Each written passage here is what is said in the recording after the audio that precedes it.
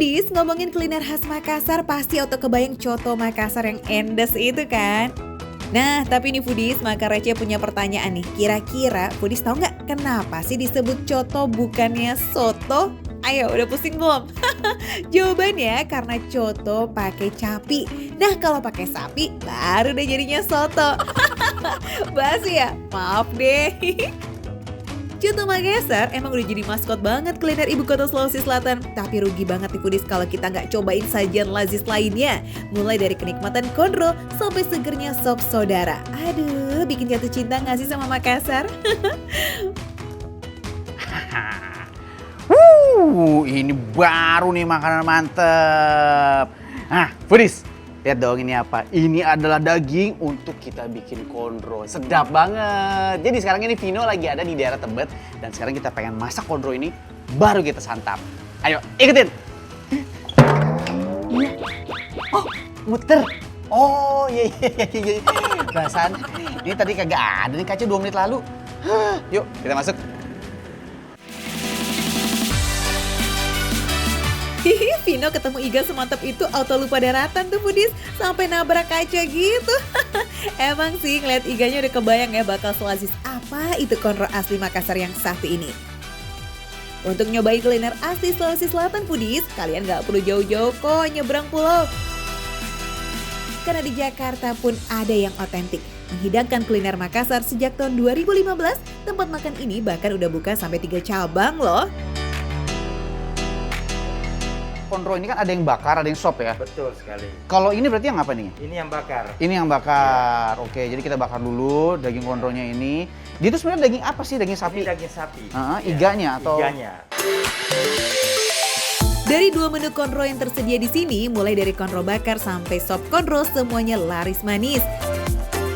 Dalam seminggu aja, tempat ini bisa menjual hingga 5 ton iga sapi loh Foodies. Wow! Gak heran ya kenapa laris banget, soalnya sebelum dibakar, konro ini udah direbus selama 2 jam untuk menghasilkan tekstur daging yang super lembut. Gak perlu waktu lama, setelah 5 menit nih, konronya ditinggal disiram deh tuh pakai racikan bumbu kacang khas Makassar dan siap dihidangkan. Nah, kira-kira nih sop saudara tuh apa sih sebenarnya? Foodies, tahu gak sih apa itu sop saudara? Meskipun sama-sama merupakan hidangan daging berkuah dan sekilas mirip dengan coto Makassar, sop saudara ini punya ciri khasnya tersendiri loh. Mulai dari kuah sampai isiannya itu beda. Artinya, dari dulu emang namanya sop saudara atau emang ada artinya saudara itu? Ya, ini menurut cerita dari pendirinya. Ada yang bilang semua orang Pangkep bersaudara. Ada yang bilang saya orang Pangkep bersaudara. Dodo, Kebetulan. Nah, jadi gitu ya Foodies. Sop itu ternyata adalah singkatan dari saya orang Pangkep yang semuanya itu bersaudara. Unik juga ya asal-usulnya. Biarpun sama-sama menggunakan jeroan dan daging, isian sop saudara yang beda dari coto Makassar nih Foodies terletak pada soun dan perkedelnya. Soal kuah mah juga nggak boleh disamain. Kalau sop saudara memiliki kuah yang lebih bening, nah sementara coto Makassar kuahnya lebih pekat karena menggunakan bumbu kacang. Oke Foodies, sekarang ini udah ada di depan mata Vino. Beng. This is so good. Mari kita cobain. Sekarang nomor 1 adalah ini yang pengen Vino cobain. Ini adalah sop saudara yang tadi kita coba penasaran.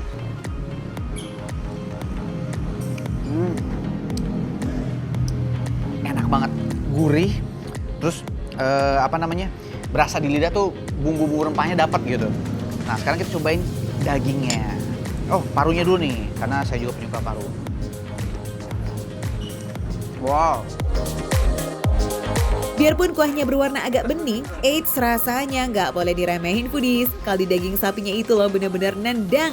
Ketemu beragam rempah yang wangi di mulut, terasa lazis gitu loh. Bahkan sejak suapan pertama. Wow. Parunya lembek. Good.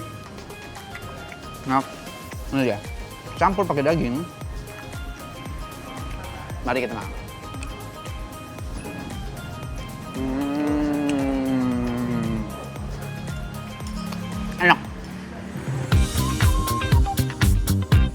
Biarpun dinamakan sop, menu yang satu ini lebih mirip soto. Ya nggak sih foodies? Mulai dari isian perkedel sampai sounnya wajib tuh ada di sop saudara. Ditemenin beragam jeroan sapi, wih, endos big meals.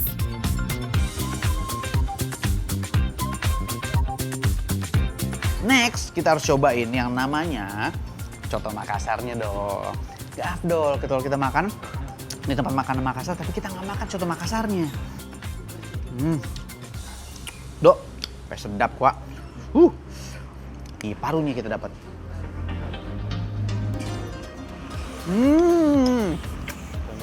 Pantesan, aku lupa. Kalau makan soto Makassar itu wajib pakai buras. Buat temenin makan coto Makassar ini, burasnya nggak boleh ketinggalan ya foodies. Beda nih dari lontong ataupun ketupat. Buras ini dimasak dengan santan, makanya rasanya jauh lebih gurih. Apalagi kalau ketemu sama kuah kaldu daging kayak begini nih. Wah, definisi pasangan sehidup semati kayaknya.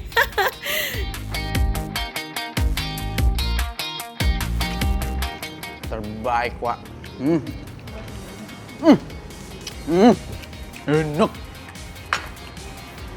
Kita cobain kondro bakarnya, foodies. Oh, lihat. Mana nih? Ah, sini dulu kita potong. Ini dia nih, foodies. Bismillahirrahmanirrahim. Wow.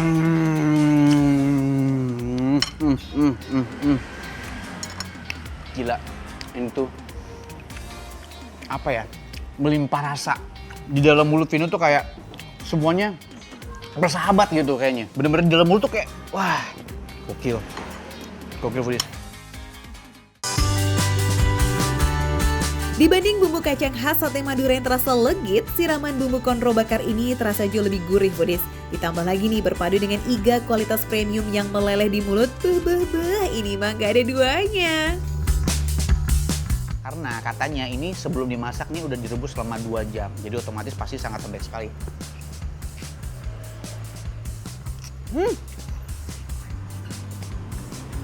Wow, lembek banget foodies. Wah, ini sih kacau sih. Ini setelah kata nih saking lembutnya dan saking empuknya ini daging. Kita pelototin aja, dicopot sendiri. Iya. Tapi ini enak banget. Wow, this is so good. Aduh foodies, di mana lagi ya nemuin iga selembut ini yang porsinya kan main. Dengan harga di bawah 100.000 gitu loh, kondro bakar ini bisa dinikmati untuk 2 orang. Mantap jiwa kan? Apalagi nih foodies juga bakal dimanjain dengan beragam menu khas Makassar lainnya yang super komplit. Mulai dari makanan berat, snack, sampai dessert, semuanya tersedia foodies. Semuanya enak foodies, aduh. Ini enak banget semuanya. Cuma dimakan receh. Harga boleh receh, tapi soal rasa bukan recehan. Lanjut.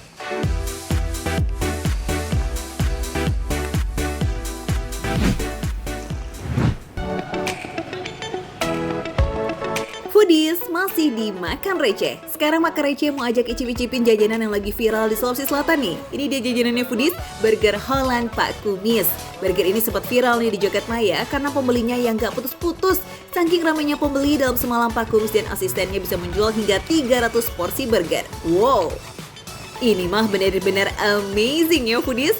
Karena banyaknya pesanan, pembeli yang datang tuh sampai harus ambil nomor antrian loh. Keren ya. Foodies, meski jualan pakai gerobak beca, pilihan burger yang ditawarkan di sini lumayan beragam. Ada burger daging sapi, ayam, keju, dan burger double daging. Ayo foodies, kira-kira kalian kalau di sini mau pesen yang mana nih? Dalam penyajiannya, Pak Kumis membelah roti bulatnya dahulu nih foodies. Kemudian dipanggang hingga setengah matang. Kemudian olesi dasaran rotinya dengan mentega. Terus berikan mayonis dan juga saus pedas. Selanjutnya ada isian potongan mentimun, keju, dan daging serta daun sawi. Foodies, yang unik dari burger ini ada pada lapisan dagingnya. Potongannya tuh lumayan gede dan juga tebal lagi. Makanya banyak pelanggan jadi ketagihan datang deh tuh. Harganya pun juga nggak bikin kecewa foodies. Untuk burger ayam dan sapi cuma 10.000 aja. Sementara burger daging plus keju 13.000. Dan untuk burger double daging seharga Rp15.000 foodies. Saat dimakan rasa burger ini top quality. Wah, nggak kalah lazim sih sama burger merek ternama. Sekali santap burgernya super enak dan gurih loh. Walau potongan dagingnya tebal, tetap mudah dikunyah kok foodies. Dan karena dagingnya ini digoreng langsung di lokasi, jadi masih anget tuh ketika disantap. Rasanya ya nggak ada duanya begitu. Nggak ada duanya. Iya, enak. Untuk harganya? Harga yang murah meriah juga. Murah meriah. Harga standar lah. Foodies, Pak Tamsir alias Pak Kumis ini sudah berjualan burger selama hampir 19 tahun. Ia memulai usahanya dari jualan di depan sekolah. Nah, kalau foodies ada di sekitaran Sulawesi Selatan nih, bisa banget kunjungi gerobak sepeda Pak Kumis ya, yang ada di Jalan Sangir, Melayu Baru, Kecamatan Wajo, Kota Makassar. Tapi ingat, Pak Kumis baru mulai berdagang mulai pukul 7 malam hingga jam 12 malam. Selamat mencoba foodies!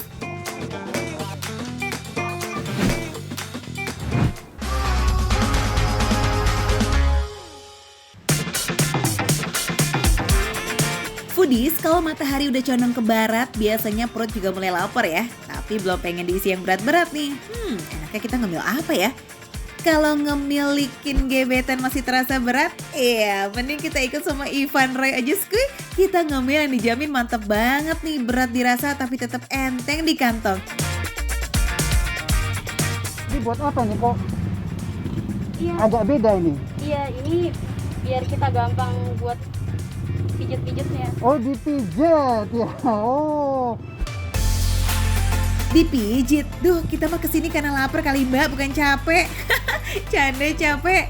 Ternyata nih memang harus begitu foodies cara goreng bola ubinya. Dan ini dia hasilnya, bola ubinya melar alias mengembang 2-3 kali lipat dari ukuran mentahnya. Ini sebelumnya foodies. Dari ukuran seperti ini menjadi segini. Wah, tuh lihat tuh. Mantap kan? Jadi kalau dilihat ini ya, dalamnya kayak ada kopong ya. Tuh. Jadi ngembang dia karena digorengnya 2 kali dan dipijit-pijit. Tapi ternyata bikinnya nggak gampang loh foodies. Pertama nih kita siapin dulu adonannya. Makanan ini berbahan dasar ubi cilembu asli. Wih udah kebayang kan gimana manisnya nanti? Adonan untuk satu buah bola ubi ini ditimbang 20 gram dan nggak boleh lebih. Soalnya nanti kulit bola ubinya bakal gampang sobek tuh foodies. Harus pas lah pokoknya. Jadi ini yang udah kita timbang 20 gram 20 Iya, gram. 20 gram ya. Nah terus kita kayak adonin dulu sebelum dimasukin ke minyak. Oh, dipencet-pencet lagi ya? Iya jadi Ah. tuh biar bisa dia jadi ngembangnya. Oke, kita pencet-pencet begini. Tuh, kayak main apa ya? Kayak main Play-Doh foodies. Iya, minyaknya memang setengah panas karena kalau terlalu panas bisa bikin bola ubinya matang tapi nggak cukup mengembang foodies. Penggorengan pertama untuk menguatkan bagian luar bola ubi alias kulitnya. Nah kalau udah setengah matang begini kulitnya nggak bakalan sobek tuh di penggorengan kedua. Selama proses penggorengan pertama foodies, bola-bola ubi harus terus diaduk dalam minyak supaya matangnya merata dan nggak gosong. Nah di penggorengan yang kedua nih ada yang unik. Spatulanya berbeda dengan spatula yang digunakan di penggorengan pertama. Tuh, unik kan spatulanya? Kayak ini harusnya lurus ya. Cuman dibengkokin ini. Kayaknya custom ini ya. Jadi nanti gorengnya dipencet-pencet begini foodies. Sekilas malah mirip cangkul buat di sawah nggak sih foodies? Bukan loh, bentuk ini tuh sengaja dibuat supaya mantep gitu buat mijit-mijit bola ubi di penggorengan di tahap kedua. Begini nih caranya foodies. Ini dipegang begini kan? Ya. Habis itu pelan-pelan dibejek gitu ya? Iya. Oh gitu ya. Nggak boleh langsung agak ditekan gitu nggak boleh ya? Nggak apa-apa? Aja. Dia nggak Oh, bakal sobek. nggak bakal sobek ya? Kalau minyaknya nggak terlalu panas dia nggak bakal sobek. Oke. Ini sih benar-benar butuh ketelatenan dan kesabaran tinggi ya. Pada penggorengan kedua itu kita benar-benar harus fokus di satu bola ubi untuk dibuat besar dan mengembang foodies. Aduh nggak kebayang ya capeknya si mbak nih kalau orderannya lagi banyak foodies. Ini udah belum? Belum ya? Oh nggak? Kayaknya belum gede tapi udah gosong. Oh. Gagal ini mah. Coba aja. Soalnya saya kurang jago kalau. Nah itu udah paling bener sih Van. Daripada makin rusuh mending kita tunggu aja hasil jadinya aja ya. Sepakat foodies? Bola ubi raus khas Bandung ini divariasi dengan berbagai macam porsi dan topping. Kalian bisa pesen nih dengan ukuran satu kotak isi 5, 7, 10, atau 15 buah bola ubi. Harganya mulai dari Rp12.500 aja. Kalau kalian pengen topping gula halus cukup tambahin 2.000 ya. Nah untuk yang tiramisu, coklat keju, serta matcha tinggal tambahin Rp3.000. Aduh, siapa yang gak ngiler coba ngeliat yang sweet-sweet begini di jam rawan? Langsung kita sikat Ivan. Oke, kita icip dulu kali ya yang jadi favoritnya pelanggan nih, yakni topping gula halus dan tiramisu. Foodies, jadi ubinya ini emang udah manis ya, kayak aku. Jadi memang ini luarnya itu garing, tapi pas kita makan itu agak kenyal gitu Foodies. Dipadu sama gulanya, gula halusnya tidak begitu manis, makanya dibanyakin. Tapi kalau kurang gulanya tinggal cocol aja.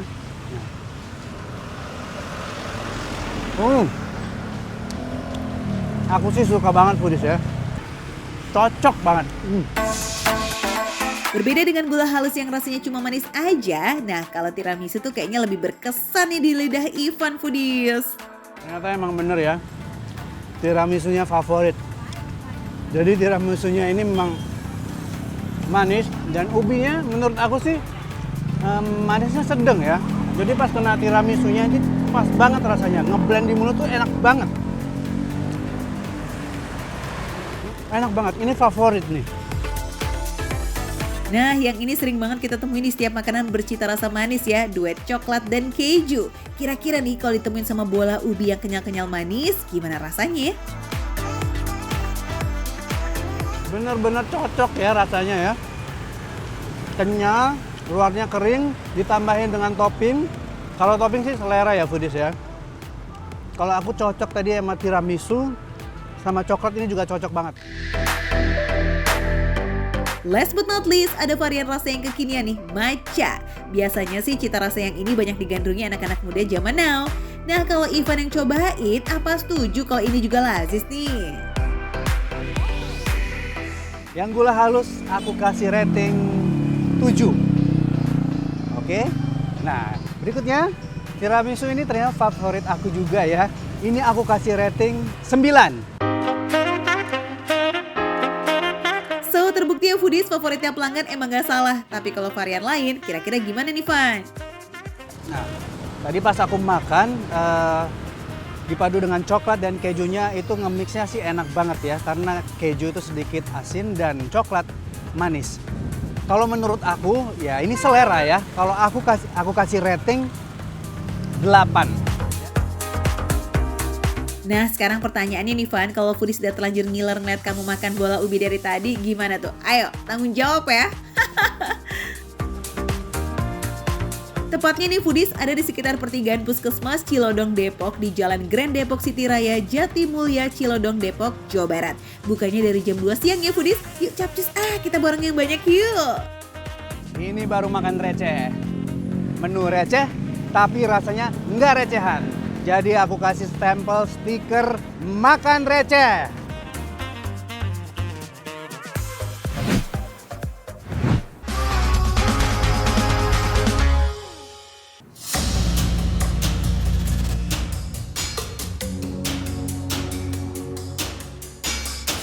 Foodies, sore ini rekomendasi makan receh lain dari biasanya nih. Hidangannya super istimewa. Nama warungnya aja Kepiting Setan. Ini denger namanya udah agak horor ya. Tapi udah bisa nebak dong kira-kira kenapa sih dinamakan demikian? Ya betul, kalau kalian adalah penggemar setia seafood dengan rasa yang super pedas, bisa jadi nih warung ini bakalan jadi favorit kalian.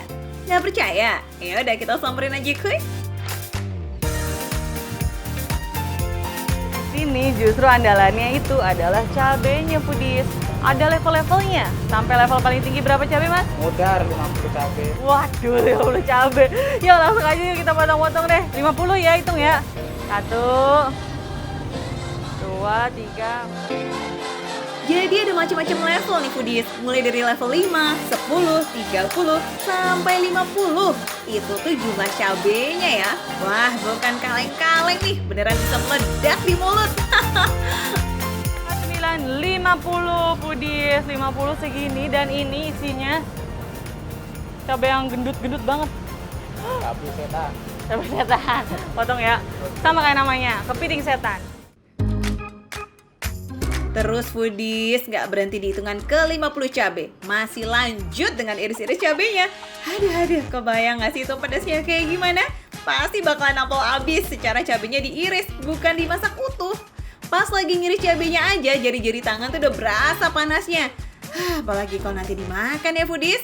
Ya udah, mohon bersabar ya. Anggap aja ini uji nyali buat lidah. Oke, udah selesai diiris cabenya, lanjut siapkan kondimen alias bahan pelengkap lainnya. Oh iya foodies, di resto kepiting setan ini pilihan menunya beragam. Dari mulai paket makan sendirian sampai paket yang bisa dimakan rame-rame. Tiap menu isiannya juga lengkap. Ada kepiting, kerang, cumi, juga sayuran. Seperti jagung, wortel, dan juga brokoli. Nah bedanya nih cuma di ukuran atau jumlah kepitingnya foodies. Jadi semua paket tuh tetap bisa makan satu laut ya. Alias lengkap tuh biota lautnya foodies. Tapi kali ini kita coba pesan menu setan kembar foodies. Karena kayaknya kalau kepitingnya cuma satu, kurang puas ya. Lihat. Jadi gunung cabe. Tuh sampai lumer-lumer, dibawa kemana nih mas? Sini, oke. Ada 3 jenis bumbu di kepiting setan ini. Bumbu saus padang, lada hitam, dan saus original. Kita pilih bumbu saus padang aja deh. Bumbu sejuta umat sajian seafood ya foodies.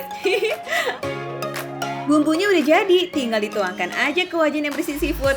Oh iya, semua seafoodnya ini udah matang ya. Sebelumnya sudah direbus terlebih dahulu dengan dicampur rempah dan juga bumbu-bumbu pilihan. Masukkan juga irisan cabai yang banyak tadi foodies. Aduk-aduk sampai merata dan jangan sampai ada yang masih polos nih. Semuanya harus terbalut bumbu supaya lazis. Udah nggak ada cabai yang bersisa? Udah bersih. Aku makan dulu, nanti mas cobain ya. Yang masak harus kuat dong makan cabai segini. Wah, cabenya bersih ya foodies, nggak bersisa di wajan. So, jelas ya, no tipu-tipu. Semuanya dimasukin tuh ke dalam piring saji. Beh, saking tajamnya meskipun pakai masker nih, aromanya tetap keciumnya tuh jelas banget foodies. Apalagi aroma pedas cabenya, beh, nggak kelihatan tapi bisa dirasakan ya. Ini udah terlihat menggiurkan banget dari tampilannya. Jadi kepo nih sama rasanya. Tolong foodies, udah takut duluan lihat cabenya sebanyak ini. Selain harus siapin perut, kayaknya harus siapin mental juga ya buat menyantap seafood level modern ini. Nggak heran sih dinamakan level modern. Lihat cabenya aja udah kayak di ujung kehidupan ya. Ya, kita buka. Cabe, di mana-mana cabe, ya Allah. Ini kayak mau lari dari kenyataan, tau gak sih? Nggak bisa lari gitu. Tetap harus dimakan mau nggak mau. Jadi gimana rasanya Put? Sepedas itukah? Seperti yang dibayangin gak sih? Wah kayaknya sih lebih pedas nih dari yang diprediksi ya, benar ya? Nafas aja pedas. Jadi pas tarik nafas dia langsung naik ke hidung, pedasnya langsung naik. Tuh kan, benar ternyata segitu pedesnya emang foodies. Kalian pernah kan ya saking terlalu pedes tuh kayak sampai berasa panas, semuanya tuh sampai ketarikan nafas. Cara komposisi sih di sini beda dibandingkan dengan seafood lainnya. Dia ada brokolinya, terus ada telur puyuhnya juga. Jadi lebih variatif gitu dari segi rasanya. Mau ngomong sampai belibet saking pedasnya. Bukan cuma suasana laut aja yang dibawa sama makanan ini foodies, tapi sayurannya juga lumayan lengkap. Sangat-sangat puas deh dengan harga receh, tapi bisa dapat seafood yang lengkap dengan sayuran kayak begini. Kuahnya ini ngomong-ngomong juga juara banget loh, rempahnya tuh berasa foodies. Jadi sebenarnya sausnya ini lebih cenderung manis, tapi dari bau, dari aromanya semuanya tuh udah bener-bener cabe gitu, udah kalah sama si cabenya. Kepiting yang disajikan juga bukan kepiting kaleng-kaleng. Dagingnya tebal, lembut, dan bumbu saus padangnya tuh meresap banget sampai ke dalam. Meski agak kurang nyaman karena terlalu pedas, tapi rasanya masih tetap nampol kok. Apalagi kuahnya, kayak berasa gurih manis gitu foodies. Bener-bener di setiap sudutnya itu ada cabai. Ayo, masih kuat nggak tuh makan seafoodnya? Mendingan minum dulu deh, biar pedasnya reda ya foodies ya. Bener-bener naik ke hidung ke sini nih, pusing ke kepala. Pedasnya nggak kuat, ya ampun. Nah, supaya rasa pedasnya cepat hilang, Foodies juga bisa minum ya Foodies ya. Gimana kalau kita tantangin masnya nih yang masak tadi? Kuat nggak sih tuh makan seafood sepedas ini? Kalau level tertinggi ini sih khusus buat para pecinta pedas aja nih kayaknya. Yang mulutnya sama lambungnya itu udah ikrik banget sahabatan sama si cabe. Cabenya, Foodies. Makan, dimasakkan sendiri. Udah, silakan yang masaknya. Kasian banget sih masnya. Rasain tuh mas, ya kan senjata makan tuan itu namanya. Kuat nggak? Nggak kuat, ampun. Habisin. Pedas. Gimana? Bisa, Dewa. Modar. Modar kan yang masak aja udah kayak gitu. Mau minum? Kabur dia. Kepedesan dia. Tuh lihat keringet. Netes. Yang masak aja kepedesan. Foodies mau nyobain. Oke deh, yang lidahnya butuh tantangan cus. Melipir ya ke warung kepiting setan. Dijamin bakalan merinding kepedesan. Foodies siapa yang berani makan seafood dengan cabai sebanyak ini? Langsung aja datang ke sini. Makan receh menurut receh, tapi rasanya gak receh.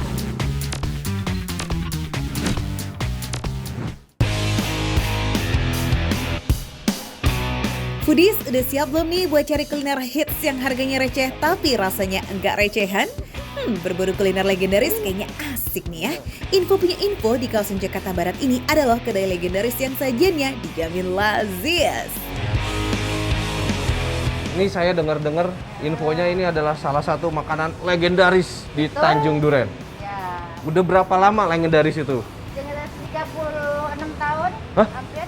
36, berarti dari tahun 85. Betul. Wih, Budi, saya aja belum lahir itu tahun segitu, belum lahir. Wadidaw, ternyata udah hampir 37 tahun. Layak banget sih kalau disebut legend. Ini semua bukan tanpa effort loh ya Foodies, karena warung makan ini emang unik. Semua menunya dimasak bacem dengan bumbu full of rempah. Ayam yang digunakan juga hanya ayam pejantan aja, karena tekstur dagingnya seperti ayam kampung juga berserat dan padat. Dalam sehari ada sampai 400 potong loh ayam yang dihabiskan. Wow, amazing banget ya. Buat yang digoreng, ada tahu, tempe, sate jeroan, ceker, dan pastinya ayam juga ya Foodies. Foodies jangan panik nih kalau ngeliat minyaknya nggak glowing begini. Ini bukan hitam sembarang hitam loh ya, tapi ini tuh memang karena udah nyatu sama bumbu bacemnya. Justru inilah yang bikin cita rasanya jadi super duper endol. No worry ya Foodies, aman dikonsumsi kok. Menggorengnya pun nggak perlu lama-lama loh, kurang lebih 5 menit aja.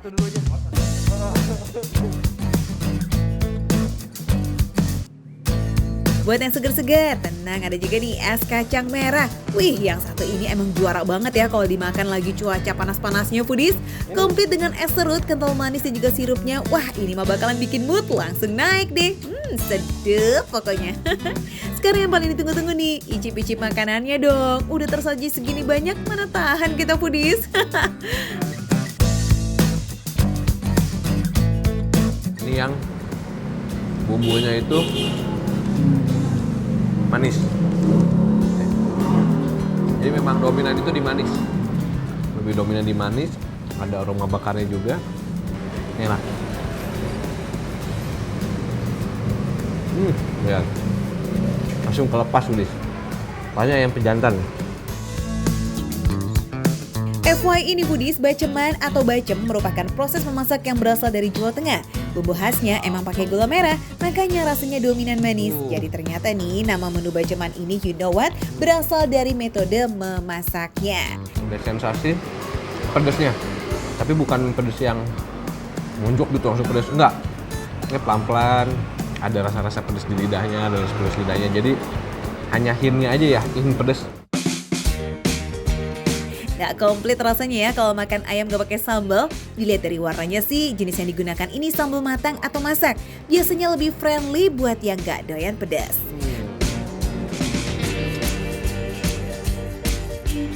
Sambalnya itu ada sensasi asemnya. Jadi, tapi untuk orang yang tidak suka makan sambal yang pedas, cocok makan sambal ini nih. Kunci menjaga keseimbangan rasa dalam mulut adalah sambalnya ini nih ternyata foodies. Rasa manis bacem bakalan seimbang dengan rasa pedas dan sedikit rasa asam. Dan untuk nasi uduknya nih, wangi bumbu berempah banget foodies. Ketika bercampur dengan ayamnya itu jadi lebih komplit rasanya.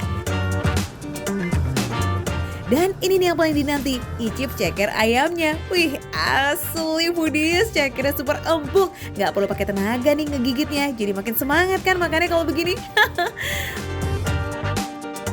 Ini empuk banget. Tulangnya bisa dimakan. Jarang saya dapat ceker yang lembutnya kayak gini nih.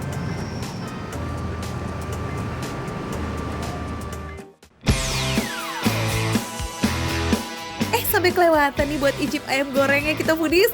Kira-kira rasa bacemnya masih dominan nggak ya?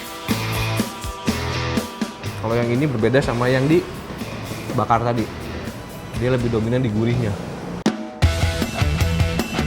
Gak heran ya foodies kalau kedai Cemara ini menjadi salah satu tempat legendaris di Jakarta Barat. Karena rasanya emang gak main-main. Enak, empuk, dan bumbunya meresap banget sampai ke dalam.